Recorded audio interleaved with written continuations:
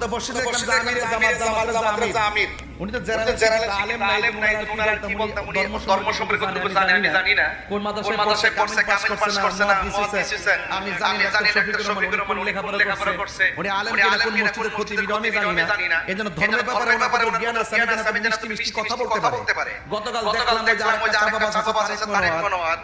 এবং সকল জামাতের আলেমদেরকে নিয়ে মিটিং ডেকে জামাতের আমির বলতেছে এদের উস্তাদ বলতেছে এদের যাদের পিছনে রাজনীতি করে সেই নেতা বলতেছে আপনারা বক্তব্যের ক্ষেত্রে ভাষাগত সংযত রাখবেন আবল তাবল বলবেন না একদিন আগে আমিরে জামাত বুঝাইলো কি আর একদিন পরে এই আরেকটা চাপাবাজ আমির হামজা ডেলিভারিটা দিল কি তার মানে বোঝা গেল হ্যাঁ বিয়াদবিতে বড় সেরা রে কথা কোন ঠিক না এই জন্য শুধুমাত্র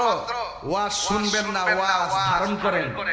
যত কিছু হোক তাহিরিকে যাই বলুক না কেন তাহিরির বিরুদ্ধে যত ধরনের